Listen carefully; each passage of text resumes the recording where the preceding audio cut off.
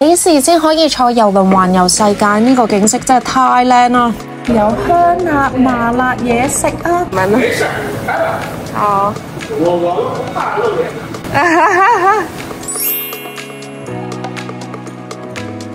今次收到招商維京郵輪嘅邀請，上呢隻伊頓號親身體驗下。早排先去完維京嘅河船坐，對整體嘅旅遊體驗都非常之滿意。雖則呢隻伊頓號係交咗俾招商去管理，但係維京郵輪本身嘅品牌嘅質素都係非常之高，所以我二話不說就應承咗。我話晒都坐過咁多次郵輪，所以我嘅要求都幾高下㗎，就睇下呢隻伊頓號滿唔滿足到我啦。先嚟講下嘅行程，深圳出發8日7夜，途經3日越南，包括下龍灣同埋2日峴港。香港過去深圳上船其實都係1個鐘嘅渡輪船程，大家可以上 Klook 嘅網站去預訂渡輪船票。呢邊出，嗰度就係隻船，應該10分鐘就行到過去啦。哇，真係好方便！呢班着住紅色維京郵輪品牌衫嘅呢，就係叫做小紅人啦。由登船嘅程序去到上船，都周圍會見到佢哋。指示都相當之清晰。啊，這個沒有酒精吧？沒有酒精。好，登船成功。好啦，入到間房啦。嗱，so far嚟講呢個流程登船流程都幾順利嘅，行李有人幫我搞掂晒啦。check in 嘅過程亦都好快嘅，大概5至10分鐘到就上到船噶啦。只不過咧要留意啦，上船之前咧佢係會收起咗你護照、回鄉證同埋身份證，等到你最尾嗰一日先至俾翻你，會俾張卡仔你，大家記住一定要 keep 好啊！咁一定要去翻櫃台嗰度攞翻你啲證件文件。咁我上到船啦，嚟到呢間房呢，其實我都覺得係幾滿意㗎。首先一嚟呢個空間感係非常之大，有成330尺度啦。對於一個基本房間嚟講係相當之大㗎。咁而且佢嘅櫃啦係好寬敞，足夠晒2至3個行李擺入去都可以。而且維京郵輪咧都好標榜佢嘅貼心啊，佢嘅廁所地板係暖熱啦，同埋個玻璃係防霧嘅。咁我習慣咗咧，第一日上船點都會行一轉隻郵輪啦，睇下船上邊啲設施位置喺邊，咁就唔會成日都好似蕩失路咁。帶你哋由頂層開始睇下啦，呢度咧就係最靚嘅位置，去欣賞成個無敵海景，仲有一個小型嘅運動區。呢隻郵輪上邊咧，除咗有好多北歐和暖色調做設計之外咧，其實隻船入邊仲有好多嘅裝飾啦，同埋擺設都展示到咧以前北歐年代有維京人嘅一種歷史代表作。咁啊，例如依家帶大家去佢嘅探索者嘅走廊區啦，咁你會見到啦，頭頂啊或者周圍都有啲星座嘅裝飾設計。咁因為以前啊維京人咧，其實冇依家嘅科技咁先進啦，隻船依家咧係用緊好多自動駕駛嘅技術噶啦。咁但係以前維京人咧，其實就係要靠望住啲星星同埋星座啦，去揾到佢哋行緊嘅方向啦，同埋航線。維京郵輪唔單止係個名霸氣，佢嘅品牌靈感更加係嚟自於北歐維京人嘅歷史同埋海洋探索精神，所以喺隻船上面周圍都會揾到維京時代嘅裝飾，同埋佢哋以前貿易商品嘅代表，好似呢塊梳化上面嘅皮草，係一塊真嘅北歐純鹿皮。你仲會揾到一啲以前維京人維生嘅一啲用具，同埋當年船隻嘅設計模型，俾你透過呢啲展示品認識佢哋嘅歷史文化。而我身處嘅呢隻船原名其實係叫做 Viking Sun， 改頭換面之後呢，就叫咗做招商伊頓號，專係為咗中國市場而設計。不過我哋依家呢，仍然可以感受到維京郵輪品牌佢哋獨有嘅氣氛，呢個都係維京郵輪品牌旗下嘅船其中一個特徵就係所有嘅海洋郵輪船上邊嘅氣氛啦，同埋環境設計都會維持得一模一樣，用咗一啲大地嘅色調，加上一啲藍色嘅點綴，同埋周圍嘅光線都非常之充足，所以營造咗一個好溫暖、舒適同埋簡約嘅北歐風格。喺咁舒適嘅環境底下，嘆下啲北歐點心或者係燒烤美食，成個旅程心情都 keep 住好平靜、好靚。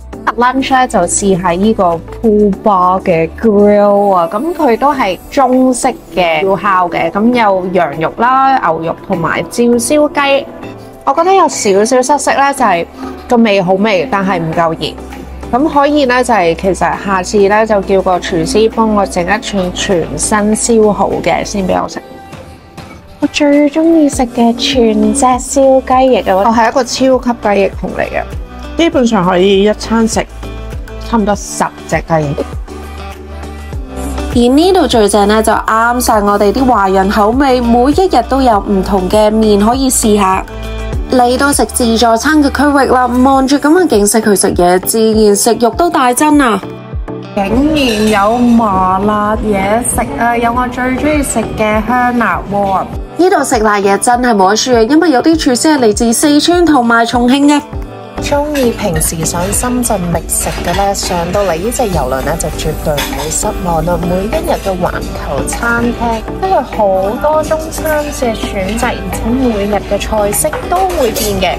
今日竟然有水煮魚啊，正啊！仲有一個好特別嘅聖子沙律。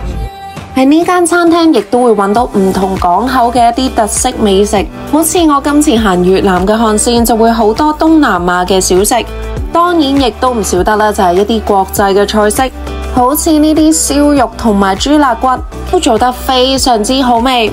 想吹下海風食自助餐嘅話呢，佢都有個室外嘅位置。如果你好彩嘅話，更加可以喺度嘆杯啤酒，一路食住美食，一路望住啲靚女喺呢個無邊際嘅泳池度游水。去到夜晚呢，呢度就會變成一個打邊爐嘅餐廳。而呢個體驗呢，淨係套房級嘅客人先至可以享用。仲係有少少涼，真係有得室外打邊爐嘅體驗啊，真係非常之正啊！我就梗係運用我嘅個人魅力，攞到個位返嚟試下。最正就係有得食新鮮嘅牛肉，配搭埋佢呢個滋補養生嘅湯底，我都忍唔住飲咗幾碗啊！嚟呢個歌劇院呢，真係冇講笑，我自己嚇一嚇啊！俾你睇下，我俾啲咩嚇親，真係失禮晒啊！但係呢啲印住北歐電影明星相嘅枕頭，真係嚇一嚇我啊！夜間嘅表演呢，都出奇地好睇，原來係同咗一個上海好出名嘅演藝集團合作，仲有一啲特色嘅文化表演。不過我建議佢哋可唔可以 update 下個歌單啊？嚟到個中餐廳啊，我都想借呢個機會讚下船上面嘅員工。你會發現佢哋有時做嘢係真係有啲騰雞，但係每一個咧都係維持住面帶笑容，同埋好積極想幫你解決問題。相信如果將來佢哋有機會喺國際郵輪上面受埋訓練，一定可以帶俾我哋呢啲乘客更多嘅驚喜。講返呢度嘅餐飲體驗啦，早餐都幾過癮嘅，會提供港式懷舊推車仔點心，而去到夜晚呢，就會食到中式嘅 set menu。佢哋食嘢嘅文化都係好快嘅，咁所以點完一樣嘢咧，譬如冷盤啦，我哋平時係咧係會食完個冷盤先再食主食，但係佢唔係，呢度係一次過上晒俾你。呢度好似參加咗大胃王咁啊！呢間餐廳咧係中式 set 嘅，跟住仲有嘢嚟緊啊，好誇張。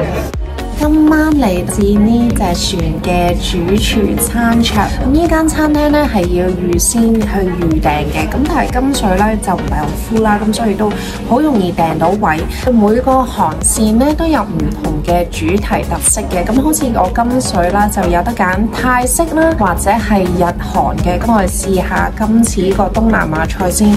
包咧就的確唔係好夠熱，呢個可以改善下。哇，好香啊！冬陰功濃縮咗，個醬汁咁好味啊！太好味啊！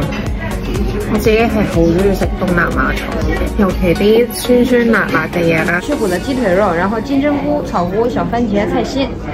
So far 嚟講咧，我都俾幾高分佢，因為佢做到咧真係好似喺泰國食緊嘅風味，味道係非常之濃郁啊，而且咧唔會太鹹，亦都唔會太油。唯一過唔到我個關咧，就係啲酒水啦。覺得佢嘅 selection 真係一般，咁可能始終佢係包咗你免費嘅酒水，多數都係普普通通㗎啦。咁但係唔係好合我嘅口味咯。今晚就係日韓之夜啦，着唔夠褸咁，所以凍親個鼻咧係有少少密咗。好彩冇影響個味蕾啫。呢個嘅蒸蛋咧都真係好味喎，佢用照燒醬汁去淋喺面啦，而且底層咧仲食到淡淡嘅鰻魚肉。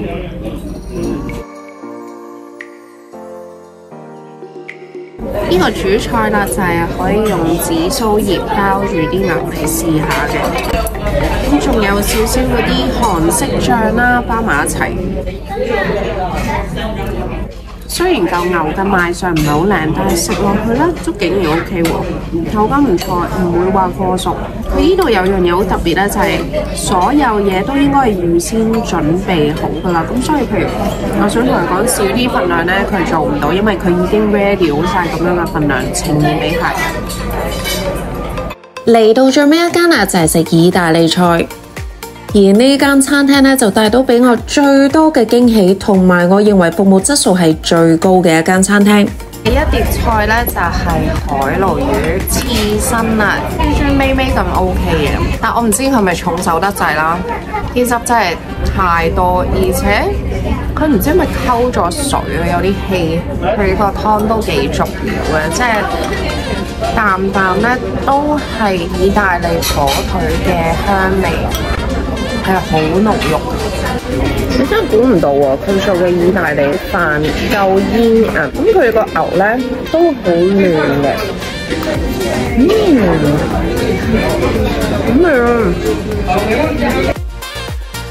食咗咁多餐，梗係要做下 gym 啦。但係我發現呢兩位小姐着住襪跑真係因住會跣親㗎。而隔離咧亦都有啲好認真做緊運動嘅女士上緊瑜伽班。今日帶大家嚟體驗下北歐嘅水療中心啦。今日喺下龍灣啊，咁晏晝嘅時間咧，大家就自由活動，好多人都一係 join 第二個 tour， 一係就自己去市中心。咁我梗係留喺隻船度體驗下呢個北歐水療中心，仲要包場添，1點半都冇人喺度，太正啦！北歐人嘅傳統玩法咧，就建議15分鐘喺個桑拿房度先，然之後就攞落水池，再重整過個溫度，再入多次15分鐘桑拿，之後咧就去個 snow grotto， 簡直就係冰火重天啊！就係個 ice snow grotto 啊！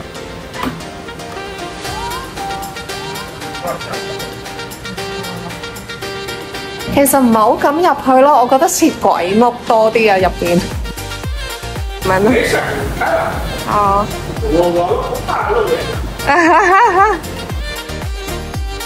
總括嚟講，呢隻郵輪係啱一啲行休閒路線嘅旅客。船上面其他嘅乘客咧都係非常之有文化修養，好多亦都好中意睇下書啊、嘆下茶，比較慢活啲嘅活動。而你都會留意到呢隻郵輪上面係冇賭場㗎。有啲一家大細上到嚟帶埋小朋友，講真就真係冇乜設施俾佢哋玩啦。喺呢個旅程中，我都認識咗一班後生仔上嚟自己玩，就好似呢個同我撐艇嘅小鮮肉，啱啱先至18歲，喺北京飛過嚟，就係特登為咗上呢隻郵輪，想揾一個寧靜嘅空間沉澱下自己，其實都係一個幾好嘅選擇。而招商伊頓號咧嚟緊會提供全新嘅日韓航線啊，由濟州去到東京，再去埋福岡。仲有啲咩方法爽得過坐呢隻郵輪一次過玩晒咁多個地方先？有興趣了解多啲咧，就喺影片詳情嘅連結嗰度睇下啦。好啦，上咗咁多次郵輪呢，其實我越執越簡單啦。咁今次呢，就帶大家睇下啦，我篋入邊帶咗啲乜嘢嚟呢隻郵輪啦。咁日頭嘅時候，電腦啦，或者帶埋本書嚟 chill 下。太陽眼鏡係必備啊！咁仲有一啲叉電啦，我拍攝嘅用途啦。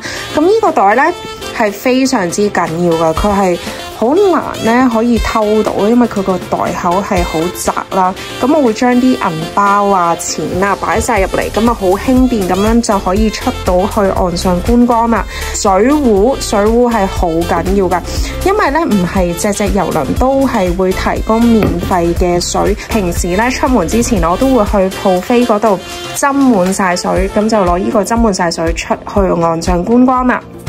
我平時咧執行李係會擺入呢啲嘅收納袋度，咁我就可以一嘢擺落去啲櫃入邊，要用嘅時候啪打開，咁啊又唔使再拎出嚟執啦。至於日用品方面咧，有牙刷牙膏啦，咁我會慣咗自己帶嘅 contact lens 牙線，唔係個個地方都有呢啲咁好用嘅牙線啦，仲有面膜、化妝品就係咁啦，非常之簡單。而至於叉電線咧，其實依家好多郵輪都係會提供咗 USB 嘅位噶啦，咁所以我好少會再帶啲轉插器啦。咁好似呢隻郵輪咁樣，其實周圍都會有啲USB 嘅頭用噶啦。我喺度研究緊間房嘅時候，突然之間見到，床頭上面有粒咁嘅嘢，咁啊揾咗個人嚟講解啦。原來佢係一個熱能感應器嚟嘅，咁即係萬一隻船有啲咩冬瓜豆腐呢，佢先至會開呢個感應器，睇下呢間房入邊有冇人，需唔需要特別嚟營救。今集就去到呢度啦，唔知你又有啲咩建議俾我加入去嘅郵輪旅行清單度呢？